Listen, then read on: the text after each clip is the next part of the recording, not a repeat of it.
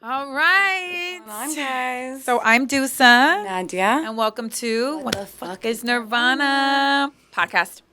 Period. We are joined today by a very special guest, Lama Alhasan. Whoop, whoop. She is a humanitarian. She is an activist. She is a community organizer for the Bay Area Dream Defenders, a chapter of the national organization.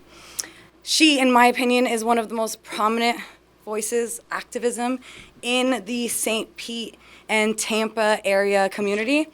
Yeah, of course. She's demonstrated, she's organized countless protests for countless causes.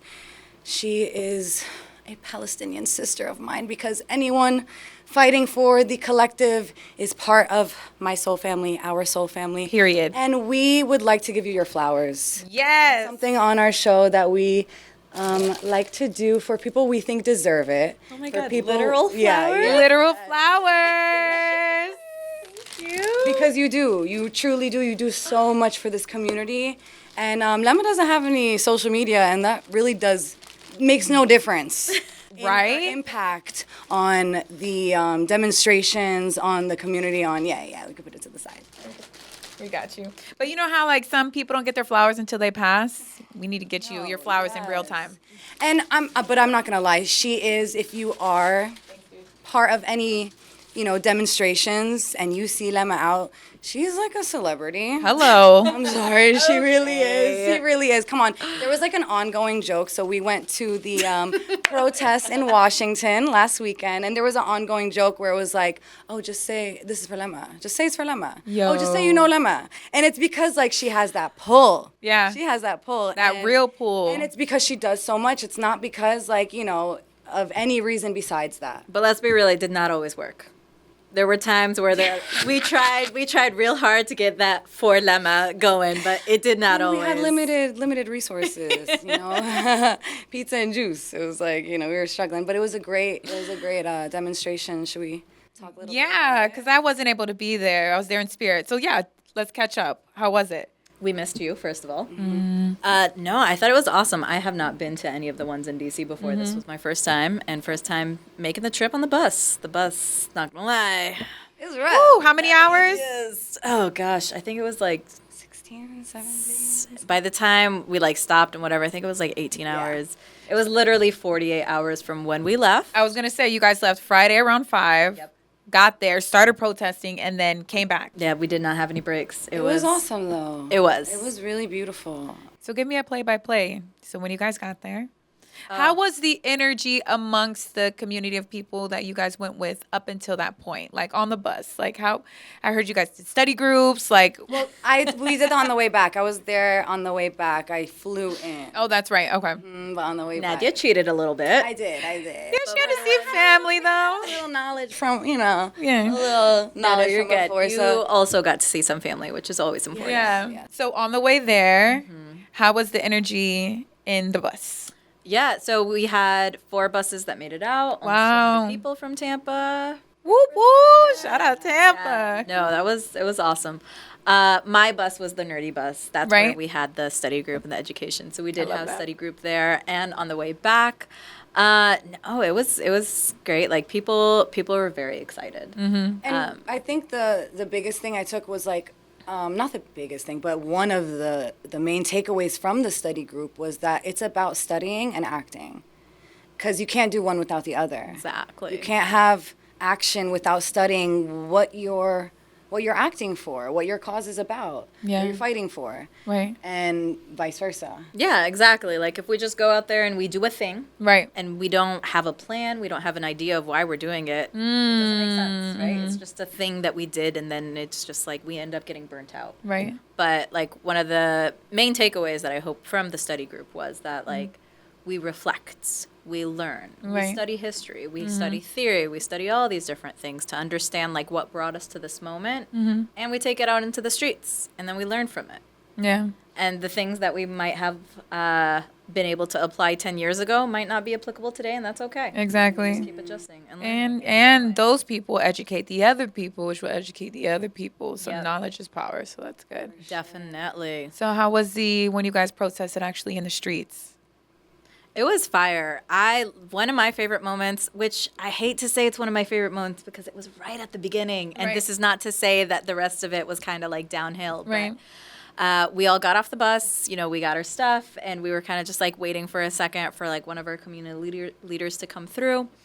And then it was like, all right, we're taking the streets. We're going to meet up with everybody else. And so literally we just like all walked in the street, and we had this like, I don't know how big it was. I think it was like 86-foot flag or something. Ooh. Yeah. It made it on breaking news on CNN. Hello. Yeah, it did. Breaking news. Breaking news. When I saw it, I was like, I was under the flag.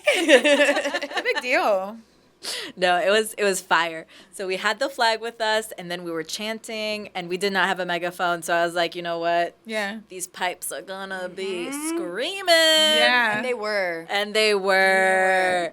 And it was amazing to like the way that it, like the sound reverberated through the buildings, and it was just echoing. I felt that was so powerful. And we just came in as like this amazingly strong contingent, and they're like, that's Tampa. Yeah.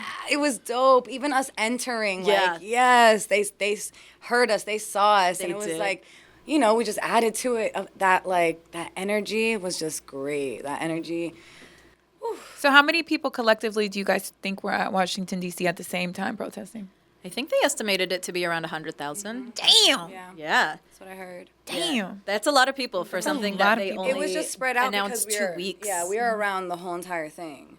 So it was a lot more spread out. So around the White entire House? White House, excuse me. Ooh. Yeah. There was a lot going on, yeah, so we didn't like feel like as many people until like we collected with each other at the very end, but like, there was speeches that were happening at the same time they were making the red line. What's the red line? Love that question. So the red line is it's a lie. Yeah.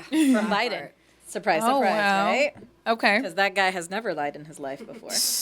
So a couple weeks ago, maybe about a month ago at this point. I don't know what time is, seriously. Yeah, It just right? does not exist. About a month ago at this point, Biden clearly said Rafah is a red line.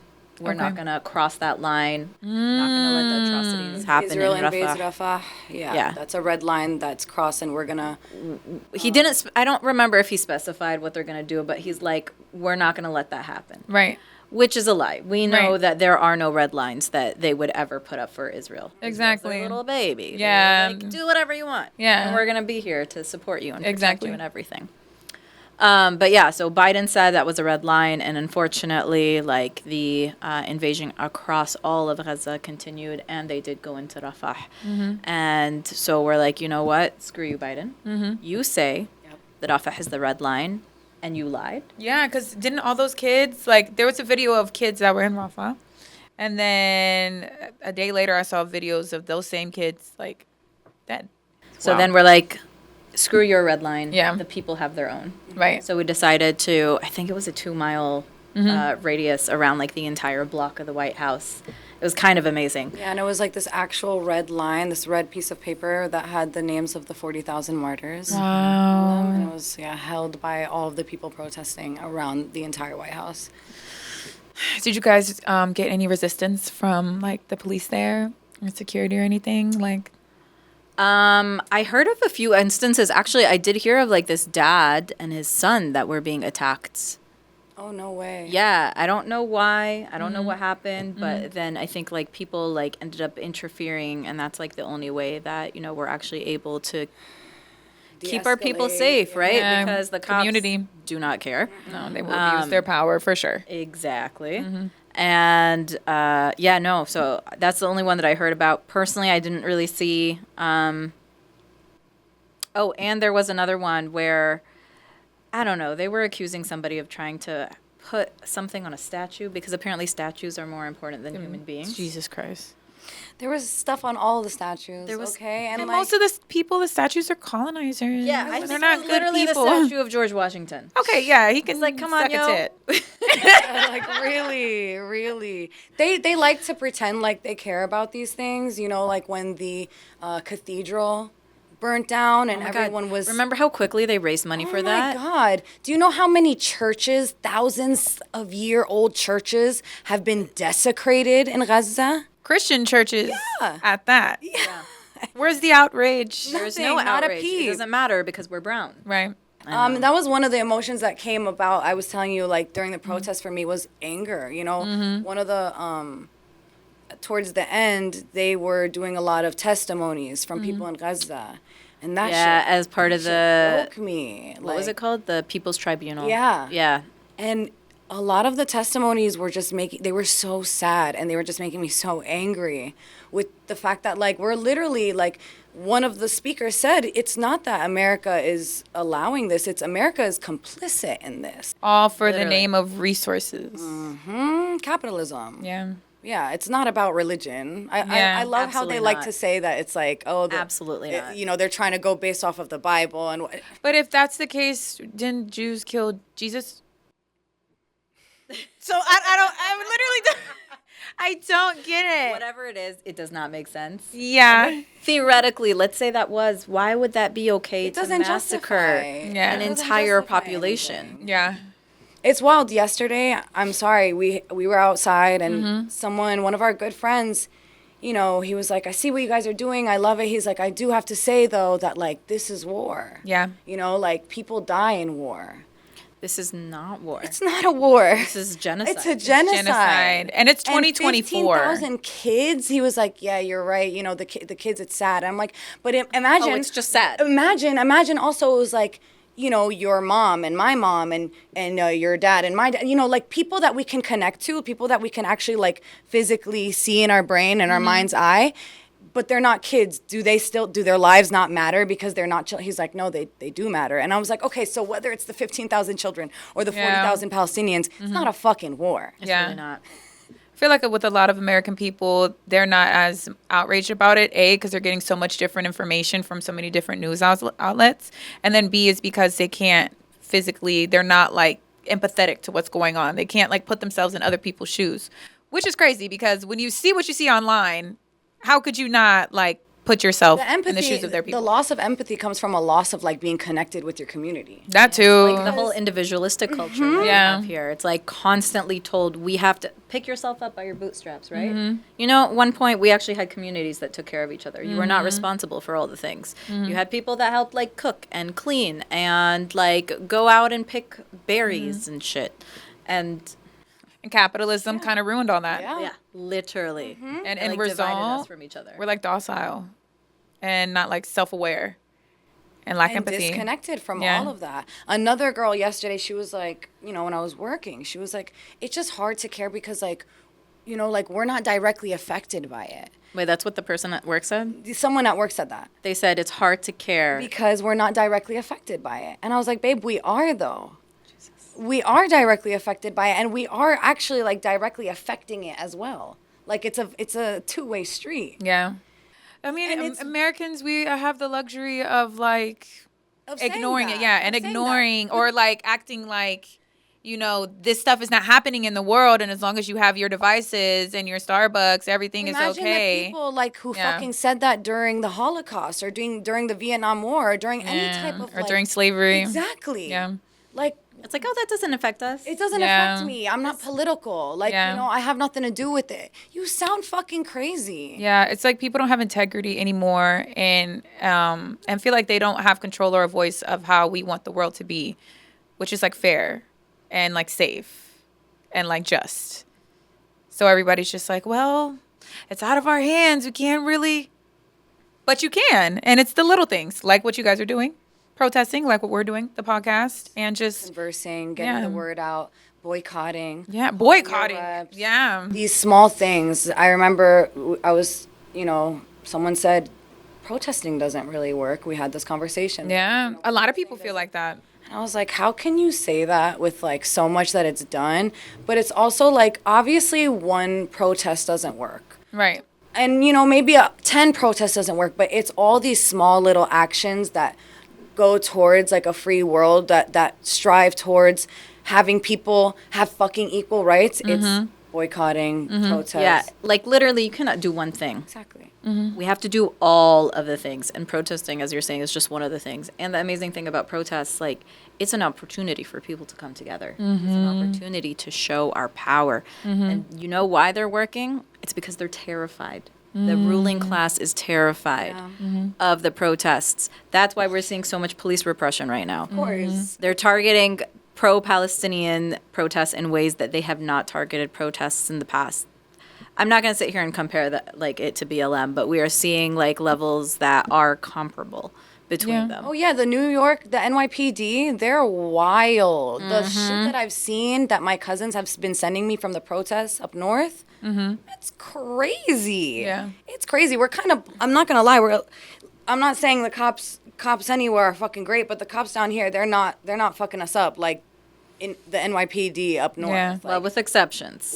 yes, we you're can't right. forget We what saw happened in USF, Orlando, Lakeland. USF. So, my God, so let's Lakeland. get into it. So, just to touch on what you guys do as Dream Defenders, give us a little insight about the organization and your role in it, and the recent stuff that has been going on locally. So, as mentioned, I'm part of the Bay Area Dream Defenders. We are a Black and Brown-led social justice organization that believes in safety, and we think safety comes from having homes that you can live in, food that you can eat, water that's clean and accessible. Safety is having our needs met and having a community that can actually take care of each other. When we hear from the politicians, what is safety? We hear police and prisons, right? We don't hear about getting our basic needs met. So for us, like, we want to live in a world where we can all genuinely be safe and make sure that we invest in communities as much as possible. Exactly. And as part of Dream Defenders, we are a socialist organization. We are a Black feminist organization. We are a internationalist organization, and we are an abolitionist. So we believe in equity across. We believe that we all deserve to have our needs met. We believe that when we look at oppressions, we have to look at it from multiple layers. I can't just, me, stand alone as a Palestinian, focus only on Palestine. Because when I do that, I neglect the other forms of oppressions that are happening around me. Right. So my fight is your fight. Right. And your fight. And Brent's fight. Brad's fight. It's literally all of our fight. We are all connected. And so when we fight, we have to also look at those that are most disadvantaged in our communities. We're an internationalist organization because we know that what happens here is not exclusive to what's happening here, right? Actually, what's happening here, the decisions that come out of the Pentagon and the White House are directly impacting the global South and devastating the global South and leading to the conditions that we have today. And then, as mentioned, like, we're abolitionists because we believe that safety comes from communities having their needs met. Yeah. Okay, so what has been happening locally? Because I know you're touching on some police brutality going on. Give us some insight, like a little update. Yeah, so specifically for the Bay Area Dream Defenders, from the get-go, we got involved in things with Palestine. It's not only because I'm Palestinian. See, I was going to ask if, like, you being Palestinian got you to, and what's going on with Palestine, is what motivated you to work with the Dream Defenders. Well, actually, the reason I got connected to Dream Defenders initially, which I love telling the story because it's like a little embarrassing. I had no idea Dream Defenders was actually predominantly in Florida when I first moved here. Okay. Right. I had like heard of the organization. I heard about them because they were doing delegations and they did one to Palestine. But I didn't actually realize that they were in Florida until like 2020. And I was like, shit. Y'all saying that I could have been part of this organization This whole time. this entire time. But I eventually got connected to them, but that's how I first heard about it, because they did some delegations to Palestine. And so having that internationalist perspective was always very important to me. That is important, though. And so that's why, like, locally around the nation, like, it's as Dream Defenders, we understand how important this moment is, how important fighting for Palestinian liberation, and how much that is connected to everything. So it is a fight that we have a responsibility to take on. No, we do, for sure. What kind of challenges have you come across in the demonstrations and whatnot? Yeah, so like we do a lot of different things. Demonstrations is just one of them. We were talking about police violence, and that kind of is like one of the ones that like keeps coming up. We've been seeing a lot of that. We have like state laws and policies that are changing and shifting, that are like specifically targeting pro-Palestinians. We are seeing repression at universities, in jobs. People are getting kicked out. Groups like SJP at USF was essentially disbanded, and in different universities across the state. Wow. Yeah. And yeah, we're just seeing like a whole bunch of repression that is absolutely ridiculous and is specifically applied to us. Not only did we get tear gassed at USF, we got pepper sprayed at in Orlando when we were for using a megaphone. What? For using a megaphone. Wow. I actually just saw a video of an officer snatching a protester in UCLA, and they're all protesting. It's a whole line of them, right? And it seems like it's in the middle of the protest, and you see the two officers talking to each other, and she says something about racist police on her megaphone, and immediately they like grabbed her. It was like a monster. It was wild, like, and she disappeared. Whoa. And everyone was screaming. They were like, "What the fuck?" And that's really what it is. The fucked up part is that a lot of these Zionists are part of the police force. And it also comes not even from Zionism, but also blind like patriotism to Israel. Yeah.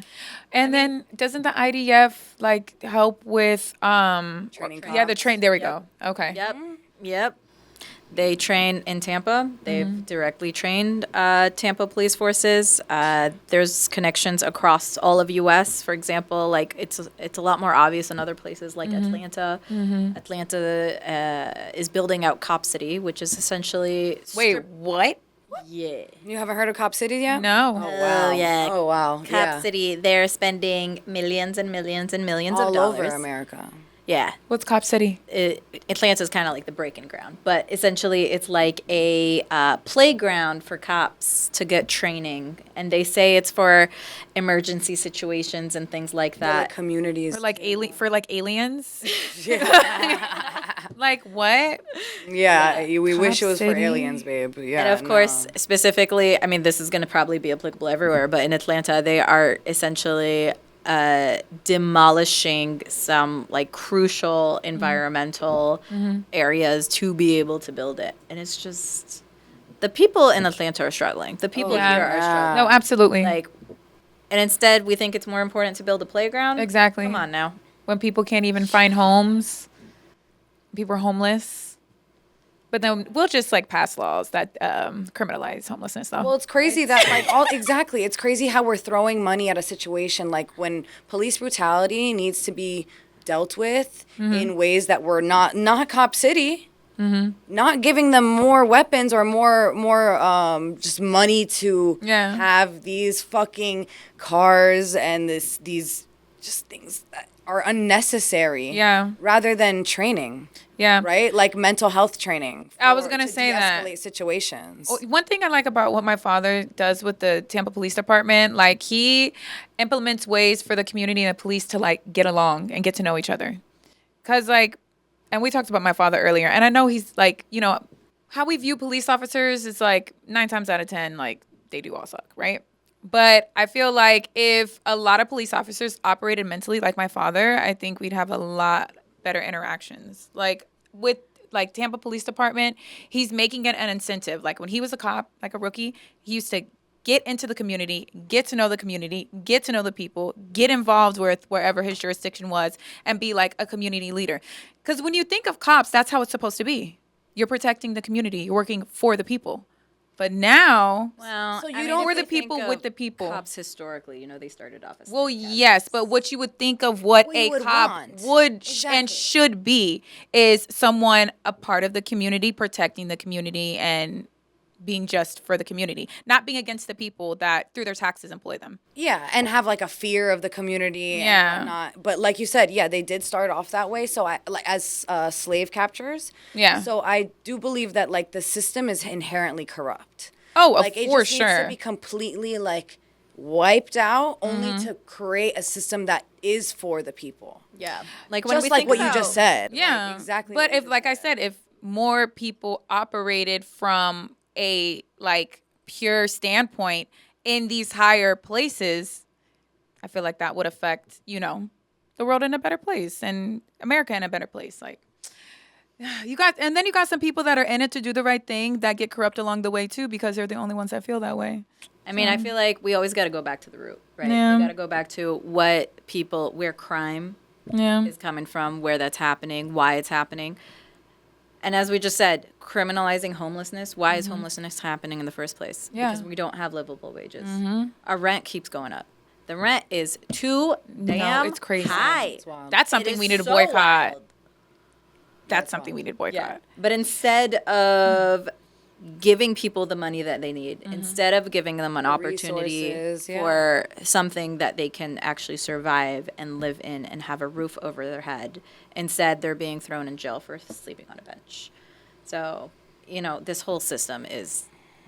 I mean, we gotta was address it from the root. was Like, it that's really? where we really need to. Yeah, it was never really meant for the betterment of like society as a whole. Absolutely not. And it's like, is it unrealistic to think that like in our lifetime we'll see like the system dismantle and like build back up? It's not unrealistic. I don't think so. I think we're on our way. Yeah. Yeah, And Palestine is showing us that. it is. It's definitely Literally. creating a mass awakening, especially to the American people. Sure. What's like one of the most impactful moments you've had, throughout this journey? Huh.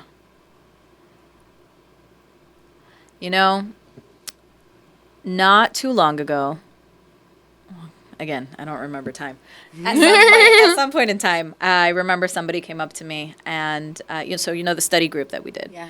That's actually part of a 3-part series that my sister and I actually did last summer. Oh, nice. And somebody who came to the series came up to me and told me how that 3-part series helped better prepare them for this moment. And just hearing that, it was just like it was so heartfelt. Yeah. Right. And how sometimes we think, are we actually making an impact? Like, is this coming through?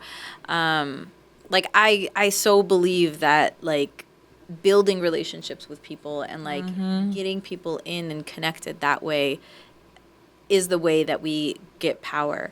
For sure. But because it's such a long game and it takes us such a long time, it's hard to see that impact. And I think hearing that just showed me this is a concrete example of how I was able to make an impact on somebody. I love that. Do you find that this journey, the impacts that you have on these people, this is something that I see it. I haven't only known you for too long. Honestly, I've not known you for too long, but I can see that do you think it's contributed to your growth, your personal growth? Yeah, for sure. Like what we were saying earlier about the need to study and learn and act. I think it's as cheesy as it sounds, it's like a cycle that we are educators and students throughout this whole thing. And the only way that I was able to grow and learn was because somebody taught me. Exactly. Same. I find that it really was the teachers that have made me want to be not a teacher, but just a voice. Yeah. Just Yeah. to Give you power in your in yeah, that my throat chakra. For sure. Yeah. For sure. Yeah, and then it does trickle into your everyday lives of how you attack the normal things every day, your goals. We're good. Your normal goals. Yeah, exactly. Yeah. It's also for me, I don't know about I know for her it's the same thing. It's like that possession that we were talking about, that Purpose. feeling in you, exactly. Yeah. That purpose that possesses you to Yeah. be I need to be doing this. If I'm not doing this, I'm gonna fucking go crazy. What else am I gonna be doing? It is our responsibility. It's our duty as human beings to look out for each. There's nothing more important than being service to community. Yeah. Yeah, just raising the Period. collective. Period. Yeah. People forget that. Yeah, they do, because they're so again, going back to like being so individualistic, like we gotta bring it back to being connected to each other. So that's part of it, right? Protesting, being part of the community. What other ways could people get involved in supporting Palestine? So obviously coming to the protests. So again, if you haven't already, check out the Dream Defenders. They really do amazing things. They do for a long time. Tampa PSL also, right? That's also good organization. Yeah, let's shout out some organizations. Who else? Yeah. Let the people know. Yeah, there's a bunch of organizations in the area. Yeah. TAAPR, right? You know, if you got me started with acronyms, I'm not going to be able to. I don't know all the acronyms, but there's definitely a lot. A lot of different groups you can get involved with. Yeah. What I'd recommend, all of them are listed on a link that We'll put the link. put in the we'll put description it or in. whatever. It's like bit.ly/TB for Palestine. Perfect. You'll see a whole bunch of organizations in the area that are doing work around Palestine. Love that. Good. Love that.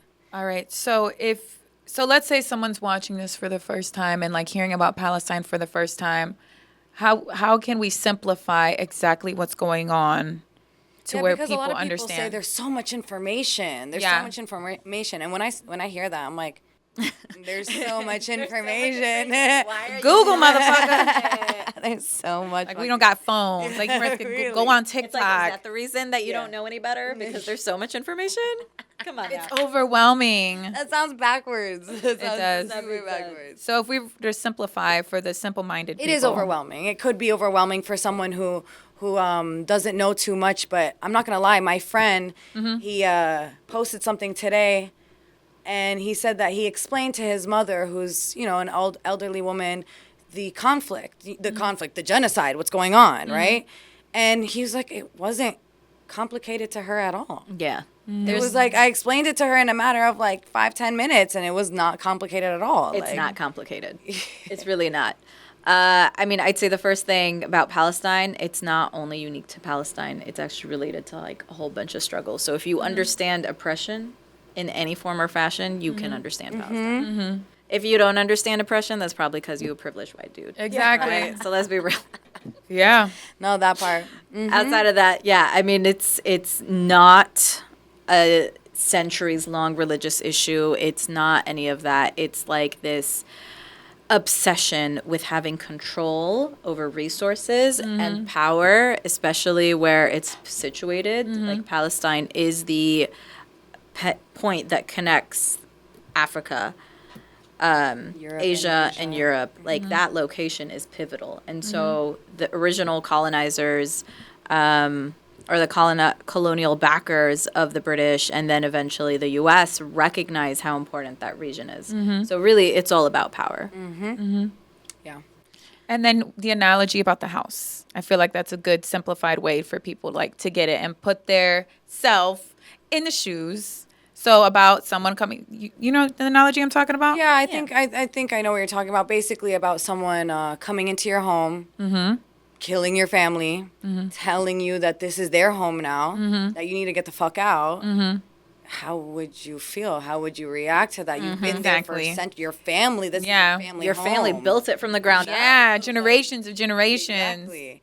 And that's what they've been doing to Palestinians for so fucking long. And especially now, I find that because of what's going on in Gaza, they're really, really fucking going crazy with the settlements in Palestine. Because right now, I know that I think it was like a couple of weeks ago, they set up like 100 to 200 or something acres of settlements, which was like their biggest... their biggest, what's the word? Their biggest settlement that they've done since 1993. And it's being done quietly because all of the carnage that's coming out of Gaza. It's like, how can we focus on one thing? We really can't. And even in Palestine, in the West Bank, they are taking people out of their homes, taking people out of their places of work, either putting them in administrative detention, which means no charge, no trial, or just fucking executing them. And there's no military court for these soldiers. even the settlers, they just they fly under the radar. Right. They have the backing and the protection of these Israeli soldiers when they're going into homes and doing exactly that. Yeah, you see them walking around with rifles and these ARs, and they're just like, "You do you, boo boo.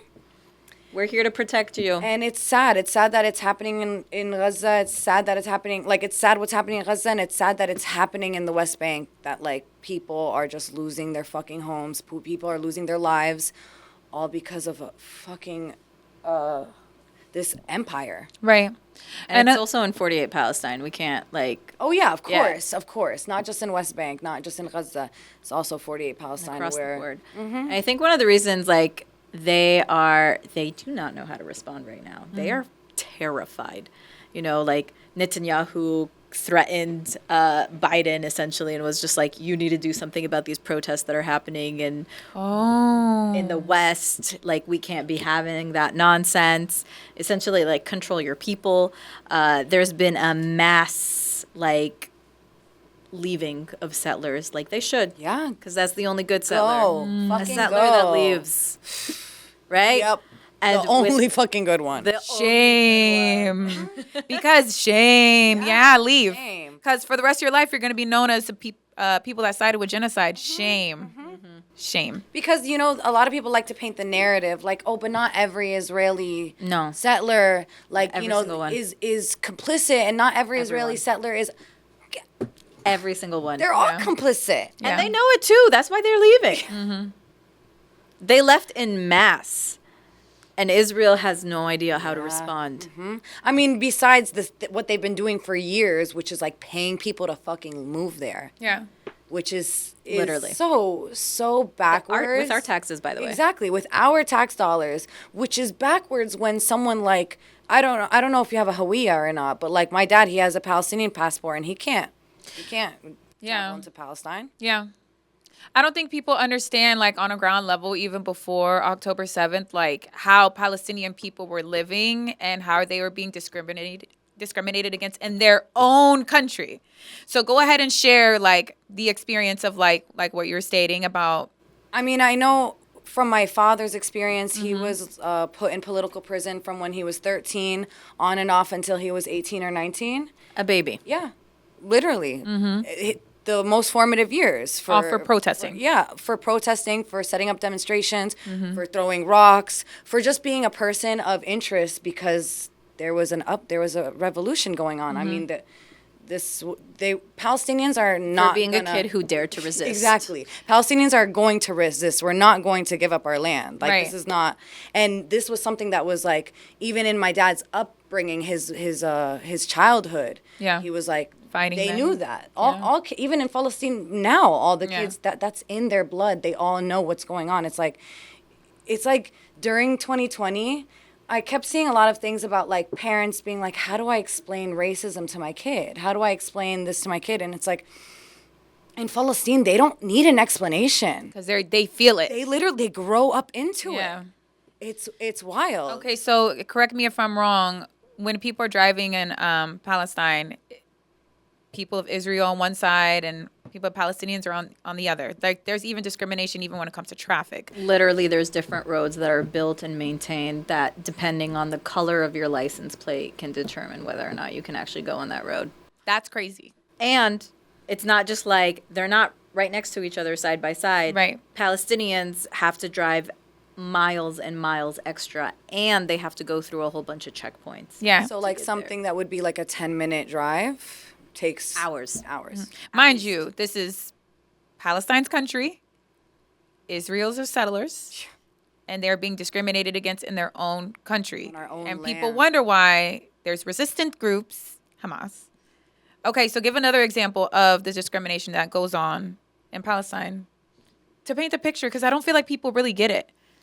Yeah, I mean, the way that it looks is a little bit different based off of where you are in Palestine. So there's discrimination and atrocious laws across the board, whether it's 48 Palestine, and we say 48 because those are like modern day Israel, and I put that in air quotes for whoever is listening and not able to see.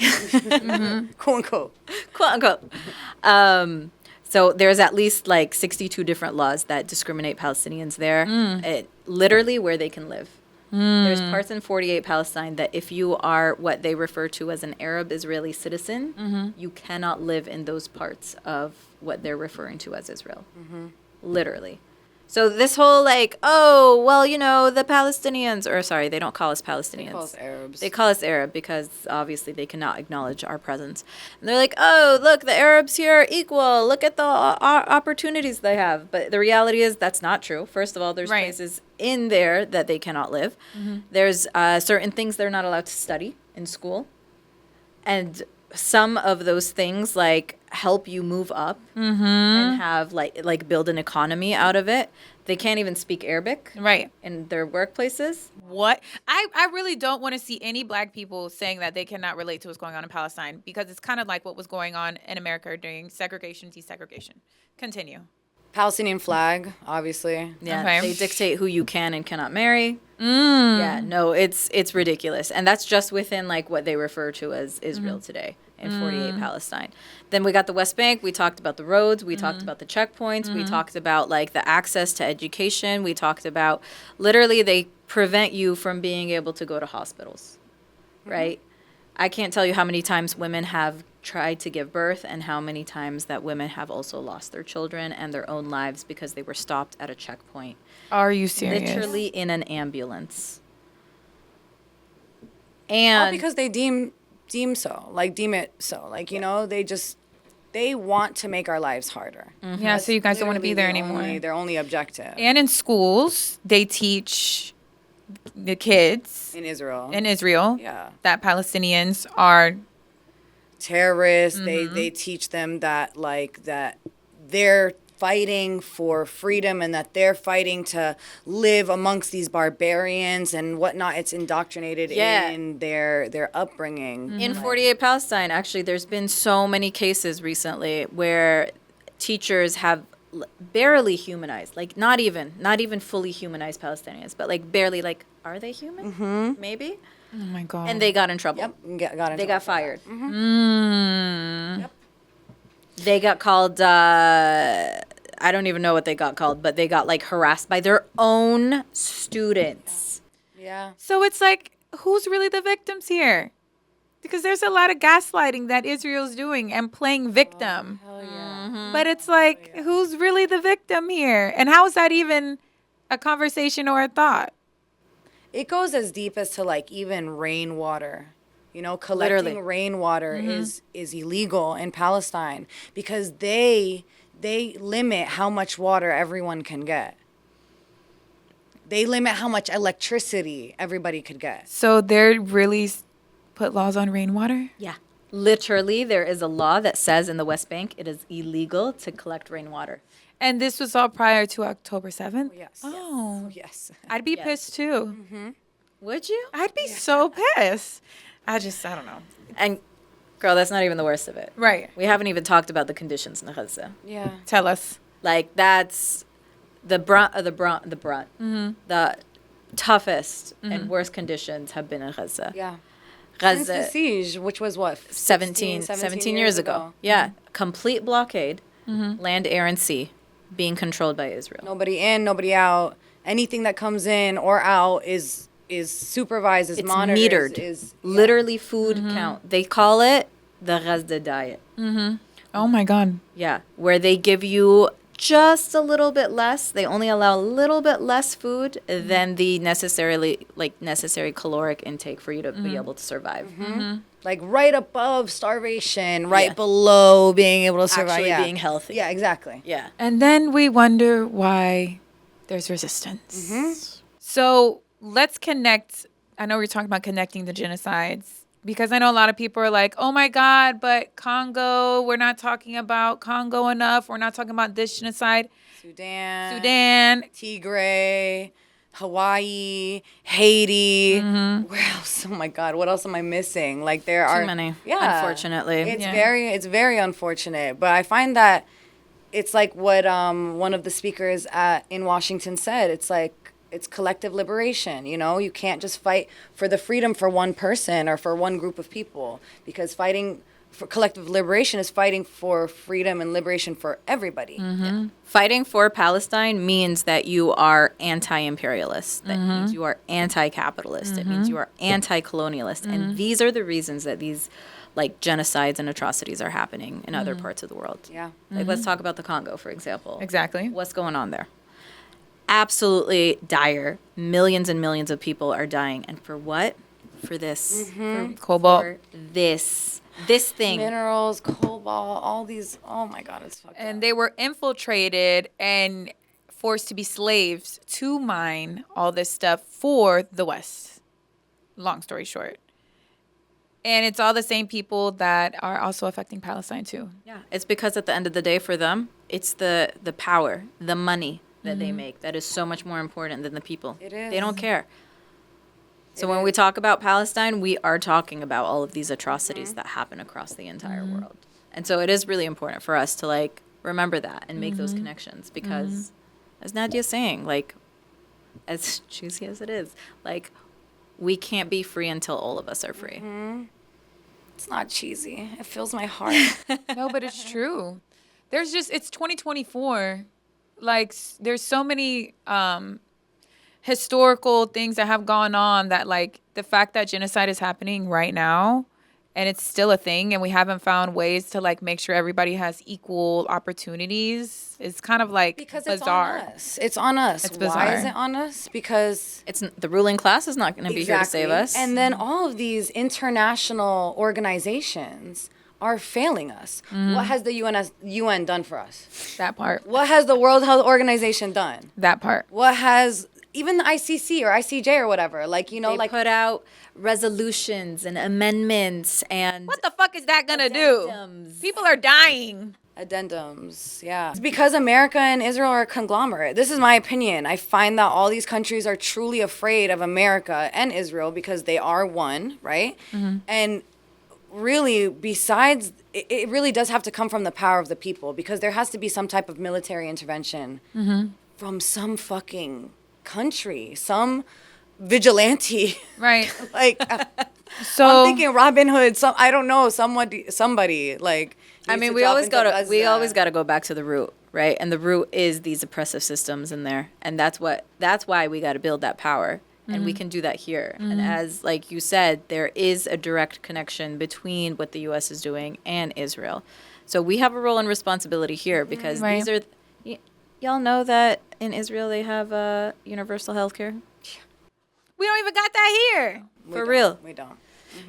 They have a lot there that we don't have. Yeah, you know we got to pay for our medical bills. We got to go in debt for that shit. Yeah, I think their education system is like completely like I think it's paid for. I could be wrong, but like Hour and tax. So what is the incentive of like why is Israel so gets all these perks?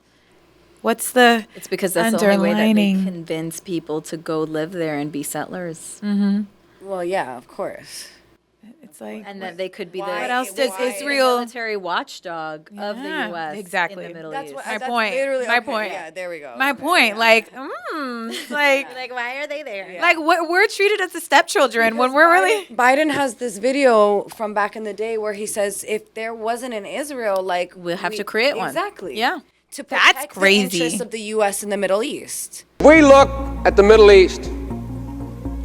I think it's about time we stop, those of us who support, as most of us do, Israel in this body, for apologizing for our support for Israel. There's no apology to be made.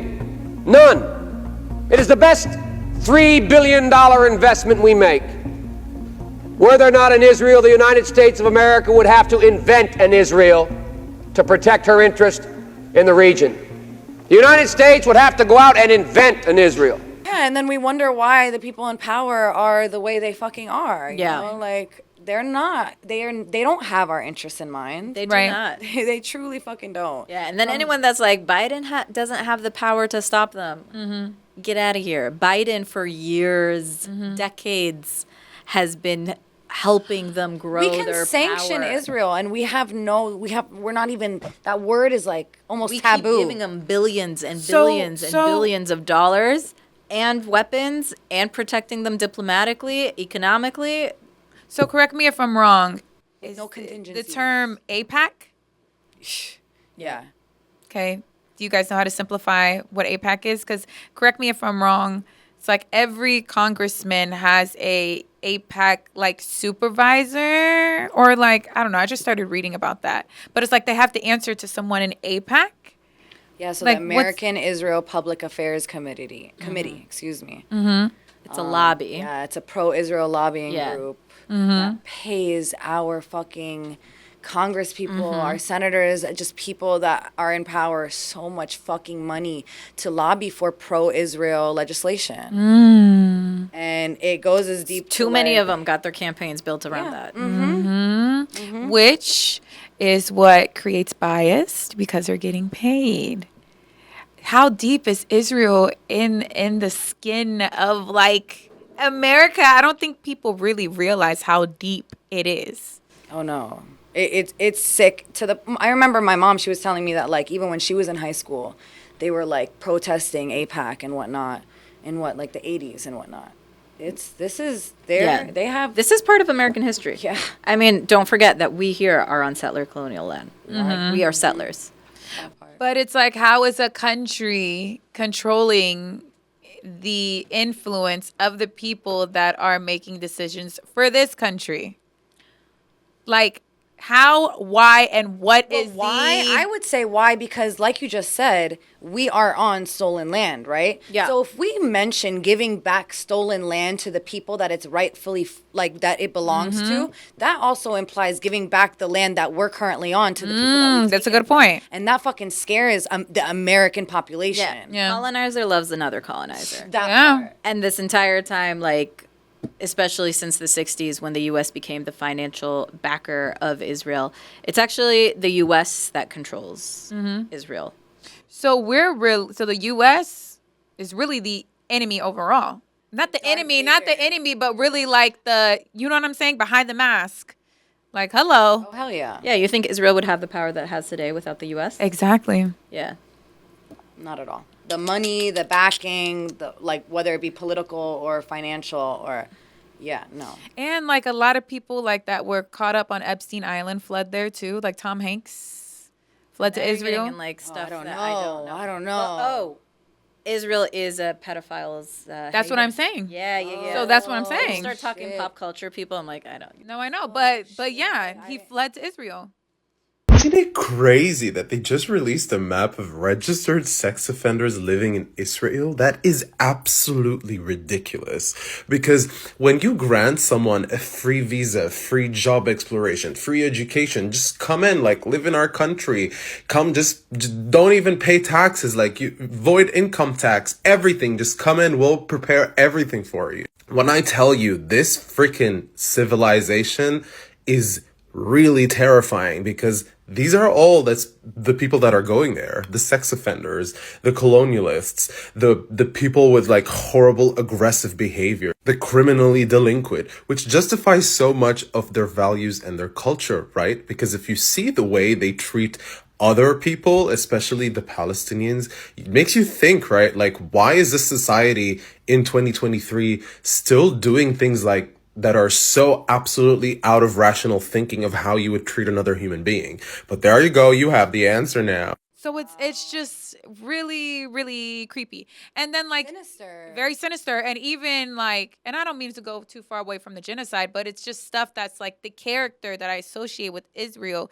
and the fact that I see all this gaslighting about them being victims. Like the rabbi has like a sex toy with his daughter. Ew. But do you know what I'm talking about? No.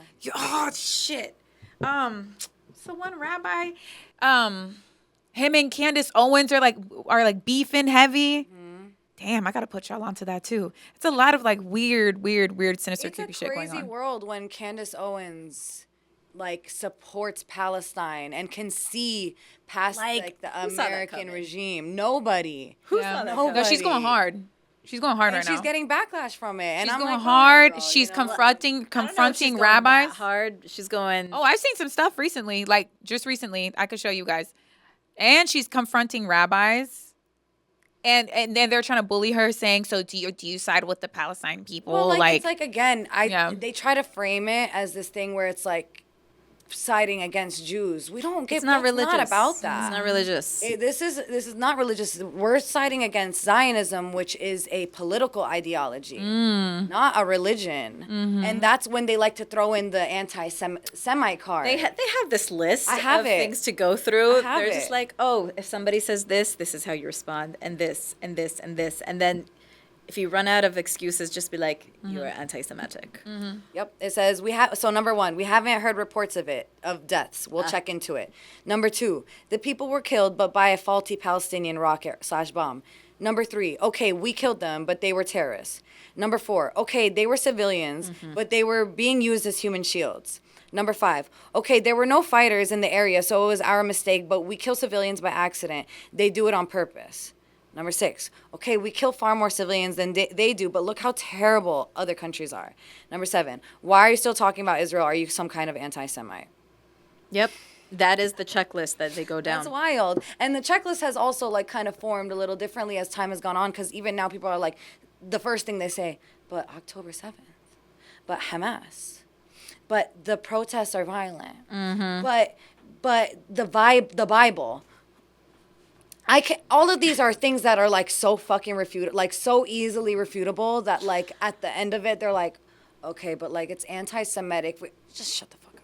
For real. Yeah. For real. The number of times that somebody's like, oh, but October 7. I'm like, okay, what happened October 6? Let's talk about October 5. Let's talk about what was going on in Gaza right before that. That's talk why I about wanted the to West paint Bank that and picture. 48. I think that anybody who's still on Yeah. Israel's side really needs to evaluate their morals, needs to evaluate like a lot about themselves personally, because I really do think it comes from a disconnect from being able to humanize people that don't fucking look like you. The white supremacy is showing. It really is. It really is. So what do you think activists can do to make sure that like their efforts are inclusive, so that they're fighting for the rights of Palestinians as well as what's going on in Sudan and the Congo and whatnot? Yeah. Again, like Palestine is literally for everybody. And when we fight for the liberation of Palestine, we fight against all of these oppressive systems. So it is physically impossible to fight for Palestine and not fight for Sudan. Like they are so connected. It is literally impossible to fight for Palestine and not fight for women. Yeah. It is impossible to fight for the liberation of Palestine and not fight for the liberation of Black people. It Right. is just not people, too, you possible. know? It is connected on every single level. Palestine is showing us what it means and what it looks like to fight against all of these systems of oppression. Absolutely. Definitely. And I find that when you spark that in you, like when you feel like you want to fight for a group of people, it kind of sparks that fire in you to want to just help fucking everybody. I agree. Because I find that for myself, it's Palestine, right? I resonate with the people of Palestine so much, and what's going on and what's been going on, because it's so close to me. But it's also made me like have a wider perspective, or more like, wider point of view as to what's really fucking going on, because it is more than just what's going on in Palestine that's affecting Palestine. Yep. But yeah, So- everything's connected. So let's touch base on Congo so that our listeners also have just a little insight on what's going on with Congo and Sudan. There are other genocides happening, but we'll start off with those two. All the genocides that are Yeah, happening. to spark you guys to do your own research, but this can be just a start. So we got a TikTok video we're about to play. Please stop scrolling. If you care about Congo and you want to learn more, please watch this video. Congo is bleeding and we are finally hearing about it. But what we also need to understand is why it is bleeding, what has led us to where we are right now, and who is involved. My name is Annabelle, I'm an educator, and I'm here to do just that, so listen into this series. By now, we would have heard of the atrocities happening, with over 2.1 million people enslaved and working in slave-like conditions every day, over a majority of which are children. But we really need to understand is that one of the reasons this is happening is due to the protracted war economy that the DRC is in the heart of. The DRC is in the Great Lakes region. It stands in the center of instability, which is described as a transnational war economy. It's a situation where wealth-seeking government officials can collaborate with rebel leaders and international Western businesses to perpetrate the illicit trading and selling and accumulation of raw material. We need to understand that all three of these parties all have an interest in the DRC. They stand to gain something by preserving the war economy that exploits Congo and its people. So, these ungoverned spaces are naturally endowed with raw minerals, and the warlords who have rose to power during the Congolese civil war and the remnants of the Rwandan genocide have unfettered access to these raw minerals, namely coltan, cobalt, uranium. They mine the minerals and trade it in the legitimate commodity market, which is booming due to the Western green economy. Because all of our businesses are trying to transition into green, they are looking for these resources. Whoever has access to these resources has power. So struggle for control in the coltan mines has been central in the conflict of Eastern Congo, which claimed over 4 million lives in the past decade. So, to put it simply, the people of Congo are dying, are being exploited due to the natural resources that their homeland has. This is due to this idea of a war economy in which access and control over these raw minerals funds the Western economy, allows government officials to tax miners and companies for access, giving them wealth, and allows warlords to have control and trade it on a legitimate market. All of this bleeds Congo dry. What's the common denominator between what's going on in Palestine, what's going on in Congo, what's going on in Sudan? Oh my gosh, is it the people that don't agree with it? Yeah. The people don't want this atrocities to continue? Mm-hmm. And is it the West that's continuing to back and being involved? Yeah. Especially in Congo. Yeah. The West, Israel, Britain, all these forces that have continued to show their colors, that they're fucking empires. Yeah, literally gave weapons to soldiers of Rwanda to go to Congo to force the Congolese people to mine cobalt. Modern day slavery. Literally. All for... Is this worth it? It's not worth it. It's not worth it. And again, it's not something that America really fucking cares about because, I mean, we have modern day slavery still happening on our soil till to this day. Yeah. With the military, the prison industrial complex. Like, yeah, but it's not nowhere near what's going on. Of course. No, not that you don't know that, but it's like with the women being like, it's just raped every hour on the hour. Like, that is some Israel tactic, too. Yeah, it is. They literally came out with weaponized sexual assault. They came out with an article. As a form of control. Patriarchy. The New York Times came out with an article, and they buried it all the way at the end of the article about how men are being raped with and sodomized with hot metal rods. They literally killed a teenage boy because through fucking raping him, and he... It's disgusting. And it's super fucking sick, and it's super sick, the media outlets, the way they choose to report on these things. That's really Or just sinister. not report at all. Or not report at all. That's really sinister. And then with Sudan, staging the two organizations staging the coup. Here is a 3-minute explainer about the war in Sudan and how the East African nation went from a revolution in 2019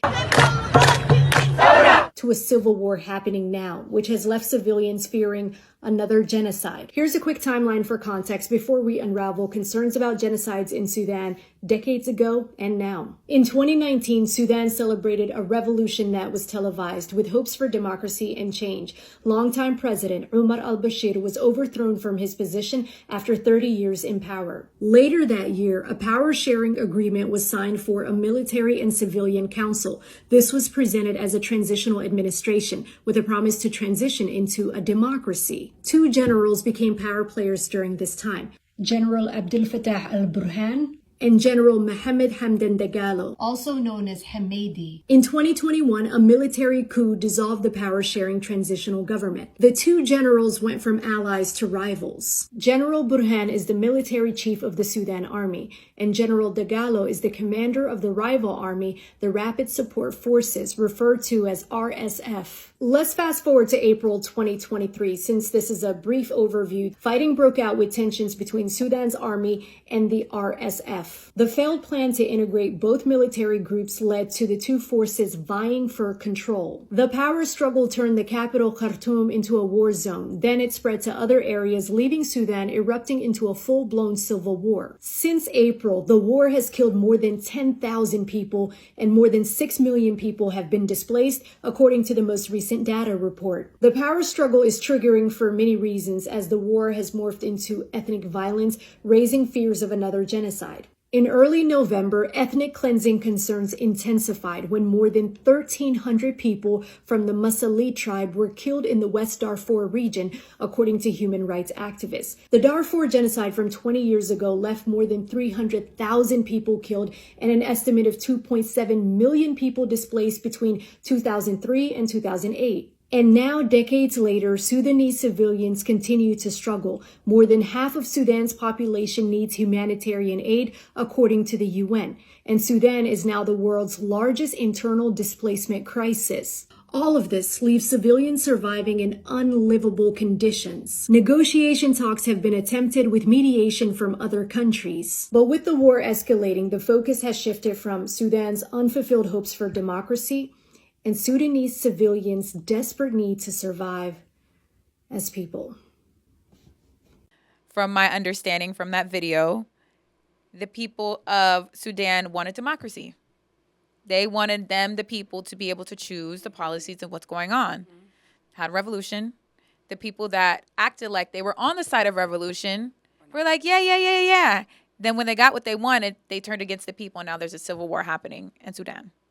And now people are having to flee because there's literally a civil war happening on the soil and people are dying. It's because it's terrifying to the West when people actually have a democracy. Like, you think we have a democracy here? If it was up to us, do you think, like, this is the world that we would live in? We clearly don't live in a democracy. And a lot of people like to think we do. They're like, oh, this is the land of the free. We're free here. Free to do what? free to, like, be under debt? Yeah. Free to starve? Yeah. Free to be kicked out of our homes? Free to not have the right to an abortion. Yeah. We're not getting to choose what we do with our tax dollars. Seriously. How are we free? Make it make sense. It's an illusion. It's an illusion. The 100%. Freedom that we have in America. It's not real. Yeah. The U.S. is involved in so many of those, like, things across the entire world. Anytime they've seen any kind of, like, attempt at legitimate democracy, revolutions by the people, they've always been like, America's like, oh, we gotta go help out the government. Help out. Exactly. Help out. Set up coups and shit. Yeah. And we were literally taught in school, like, oh yeah, democracy, patriotism, like America, home of the free, home of the... Just like Israel. We've been lied to. Just like Israel. Everything's a lie. But I love this conversation. Me too. Very enlightening. Yeah, I truly believe that, like, escalating for Gaza, for Sudan, for the Congo, it really involves just like a raising of just the consciousness of the international consciousness of the world. Yeah. And just putting the love for people at the front of our minds. Yeah. And how patriarchy is basically running the planet to the ground. I think that we need to take a look at patriarchy because, like, what the fuck is really going on? And capitalism. And how they're connected. Yeah. And it's completely and capitalism connected. uses patriarchy. Yes. And sexism. Yes. And racism. Yes. Because I'm going to reiterate it. If you are still on the side of Israel, I want you to take a really hard look at yourself. okay? Take a look at your moral compass. Because right now, it's scary. It's scary. Anyone's still on their side. Anyone's still okay with the genocide of 40,000 plus people and that's at the low end. We're not talking about the hundreds of thousands of people that are missing under the rubble. All for resources. Yeah. All for power. Yeah. Yeah. Just try and evaluate where your loyalty lies and why it lies there. Yeah. Because it should lie with humanity It should. and future generations. It really should. And everyone having equal rights and equal opportunity and just the basics. Yeah. Like, come on now. We really scratched the surface. We did. We really just I feel scratched like- the surface of what's going Yeah. on in Palestine and what's going on in the world and Yeah. whatnot. But I'm so honored that you got to come here and Yeah, that we you, are definitely you honored. came on the show and that you shared this space with us. We manifested this because when we went to the protest, The first one we went to, we were like, oh my God, we got to get her on the show. And then it wasn't until like the second time that me and her went. Like, it wasn't the first one that like I had gone to. It was the first one that like we were like, yeah. she needs to be on the show. Yeah. And then, And look at Y'all did that. Yes. Brought it out into the universe. Yes. Which just goes to show we are manifesting a free Palestine. And it's going to happen. Aha. that part. Period. Say it again. Say it again. Free Palestine, Free baby. Palestine. Free Palestine. Hey. So any future protests, anything going on to tell the people that way? Yeah, get them connected and some stuff. Yeah, I would say follow Tampa to Palestine on social media. It usually has everything that's across the board. The link that we'll share also has connections to a whole bunch of organizations locally in the area, and you can see what people got going on. No matter what, we have to have hope. We got to keep going. The people of Gaza have not lost hope. So as hard as it might feel for us over here, the people in Gaza are continuing. So we got to do everything that we can. And they're literally asking from us for the bare minimum. Yeah, Literally. You know, just we to are speak out, just- we are not even anywhere near the bare minimum. We have to do everything that we can. We have to disrupt the system. Yeah, Absolutely. truly. We cannot. This is not normal. This is not living. This is not okay. Things can't go on business as usual. Exactly. Because it's not. This is not. You're right. It's not. This is right. not usual. It's not. And then you're doing a study group? We are doing a study group. We'll also send the link for folks to register for that because it is so important for us to learn. And that's what we can take to the streets and apply it. And take that back and reflect, right? Because it is a cycle. Exactly. I keep getting people on my Instagram being like, "Why don't you go to Gaza and go fight? Why don't you go to Gaza and go You're fight?" like, oh, are you going to? I'm like, first of all, can I'd I? love to. Like, I? first of all, I would fucking love to. But second of It's all, like, are you supporting my right to return? I wish I could, right? Like, I wish I could. But also, we're fighting the good fight here too, Yeah. because it needs to be. This is an international, fronts. yeah. And for some reason, in America, we just have like so much influence. So I feel like if we create change here, it is going to have a ripple effect. For sure. Yeah. For sure. Thank you, Lama, so much for joining us. Thanks, Thank y'all. I you. appreciate the invite. And you guys study and do your damn research because what the fuck? It's a revolution going on. Like we said, there's so And much get out in these information. streets. Yeah. Damn it.